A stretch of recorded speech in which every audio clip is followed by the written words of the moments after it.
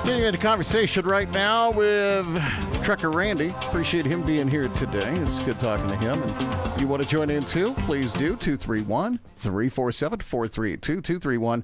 231-347-4382. We've got to switch over. We've got a call to take. I'd like to join into the conversation. Let's go ahead and grab that call and say hi. You're on the air with Trucker Randy and Greg Marshall. Hey there. Along the line, Yeah, let's go ahead and make sure. Hey there. That got it this time.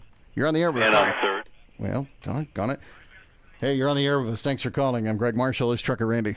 Hey, I wanted to say God bless Trucker Randy for standing up to the tyranny of the government here. And I'm so glad that the attorneys gave him the advice they did, because I really don't believe there's any way Mr. Richardville will follow through with this threat to file a lawsuit, because of the fact that he knows the truth is on Randy Bishop's side and not his own.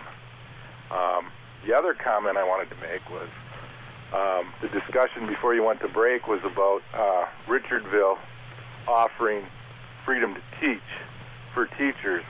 I just wanted to make it clear to the listeners that Mr. Richardville wasn't doing it to give the freedom to choose to join or not join a union to all the conservative teachers out there. He was using it as a weapon against the progressive leadership of the MEA, who has a leftist agenda. So Richardville's giving freedom to teach to teachers was done for all the wrong reasons. It wasn't done for the good of the conservative teachers who don't want their money going to fund leftist causes and leftist politicians. It was only done as a weapon to their progressive leadership who wants to continue to keep their money against their will. Randy, I'm sure you have a thought or two on that.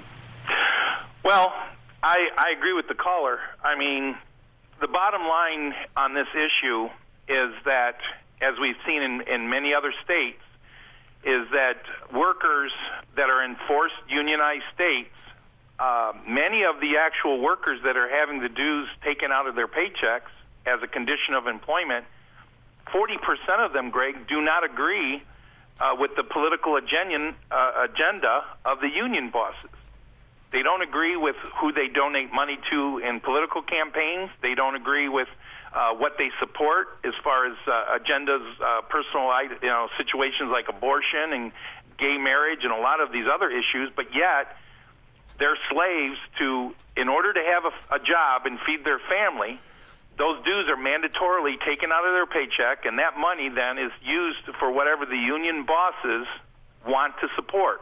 And the average rank and file member, the guy on the line or the guy driving the truck or doing the welding, he doesn't have a say. He doesn't even see those people.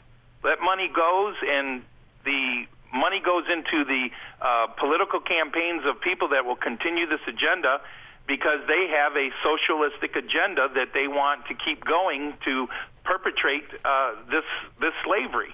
And this is something that all workers in Michigan should have a choice. Our saying is very simple. Workers should have the choice, just as unions have the right to make their case. And the other if point, they feel they're providing a good service to these workers, they should be able to go in there and defend it and explain to them and provide them some customer service and tell them what they're doing for them in order to justify receiving those dues. Caller, you had a point? I was listening to Randy, and the place we need worker freedom the most is in the private sector, because we need to be competitive to attract companies and businesses to bring jobs to Michigan when they have a choice between Michigan and another state.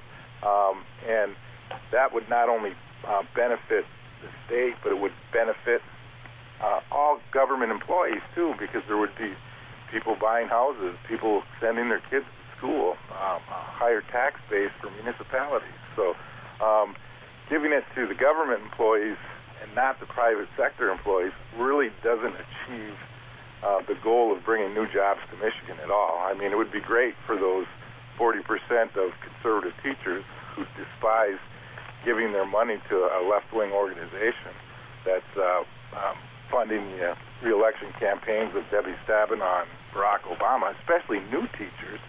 Some of the worst union contracts are amongst teachers, where new teachers don't get anywhere near the 60% of the top salary that an apprentice would get in the trades. Some of these teachers, new teachers, are starting out at 35% of top teaching wage, and then they're forced to pay union dues out of that. I think some of them probably qualify for food stamps if they're a new teacher. It's terrible. And there's another component to that too, Greg, is that people have to understand that in the private sector, like the caller is saying, there's a thing called the free market. Okay, if the UAW puts demands on Ford, Chrysler, and GM, and they agree to those demands, and they raise the salaries and the benefits and all the things that they negotiate for the private sector there for the UAW, if those demands are too excessive and their product price goes up, then Ford, Chrysler, and GM are not able to compete in the marketplace, and they lose market share, and then they have to reevaluate whether they can continue to pay those fees, those contracts, those benefits going forward. In the government unions, there is no free market competition component. You are forced to pay your government workers. You can't shop around for government services unless you privatize, and they fight that. You don't get to shop for a cheaper, probably maybe more educated township supervisor who's willing to do the job for less pay or less benefits. These people are locked into their positions. They are usually bureaucrats that are not, most of them are not even elected people that are servicing our government, and we have no way of determining what their fair market value is based on private sector. We're forced to buy our government services from these people and cave into their higher wages and demands of benefits, whether we can afford to do it or not. And it's us, the taxpayers, that are held hostage to paying those fees. This is something that needs to be done across the board. Government workers, private sector workers, we all should be free to choose, negotiate, and provide services at the best price, at the best benefits that we're willing to serve, what we're willing to do for our labor. It's a commodity. We have 40 hours a week that we're willing to work, 50 hours a week, whatever you're willing to do to be away from your family. You should be able to negotiate your rate and benefits. If you don't want the union forcing you into a contract, you shouldn't have to be forced into that contract. And this is the issue that we're dealing with. And Governor Snyder is listening to Senate Majority Leader Randy Richardville, giving him guidance on agenda and issues that we need to get passed in this state. And bottom line is, I just felt that we have to shine the light on what's going on in Lansing and make the people aware. That's what I stood up and did. And unfortunately, he feels he doesn't want the people to hear my message. Caller, I'll give you one more word on it. We're running short on time. If we can make about a minute. You guys brought up Paul Scott and the personal issues. And as far as I know, Paul Scott wasn't a married man when what happened there took place. And, probably according to the alleged reports of what Mr. Richardville did, it may be more closely to what Governor Sanford did in South Carolina.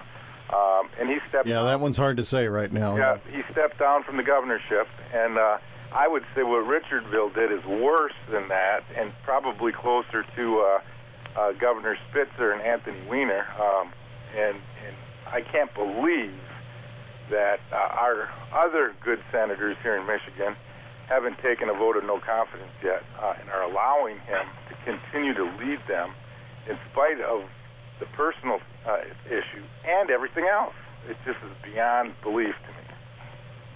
So, appreciate you calling in. It's good talking to you today. Bye. All right, take care.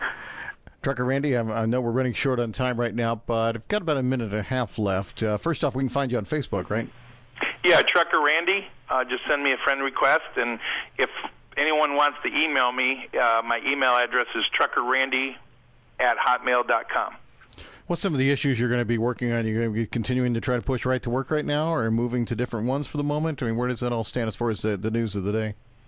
No, we're still going forward with a strategy. We're forced to deal with the UAW putting a ballot initiative on our November ballot, trying to ban right to work from ever being introduced in our state. and repealing a lot of the major reforms that Governor Snyder and the legislature had passed this past year. More importantly, though, I'm leaving to go to Washington, D.C. this weekend. I'm going to be at a press conference on Sunday with Herman Cain, and then Monday, Tuesday, we're going to have press conferences on the Capitol steps regarding the national fair tax. And I'm going to be talking with Congressman Benishek, our congressman here from the 1st District, and trying to get these Congress people to co-sponsor H.R. 25. I feel it's something that would truly reform our federal tax system, eliminate the IRS, repeal the 16th Amendment, and get a lot of jobs and companies to come back to the United States. Understood. Quick thought sent on Facebook a little while ago. We just haven't been able to get to it yet because of callers and such. Not that it's a bad thing, but said, here's a question for Trucker Randy. I'll give you a chance to respond, but take about a minute and a half at most. It says, has he considered filing a lawsuit against the senator? It seems to me they have defamed you by stating you extorted them. Further, they claimed you inflicted extreme emotional distress. If I recall correctly, upon the senator's family, it seems to me that they are the ones inflicting extreme emotional distress. While we conservatives generally despise the ACLU, they do occasionally do good things. Randy, I'll give you the final word. Well, I'm waiting to see if I do get sued, and if I don't, there are these attorneys that I've been speaking with are going to explore that option later down the road. Appreciate it, sir. It's good talking to you today, and look forward to it again real soon. Thanks, Greg. I appreciate the opportunity to give my side of the story. All right, that sounds good. Take care, and have yourself a good day, and look forward to talking to you again soon. Yes, sir. Bye-bye. Take care. My name is Greg Marshall. His name is Trucker Randy. Stand by. We will continue.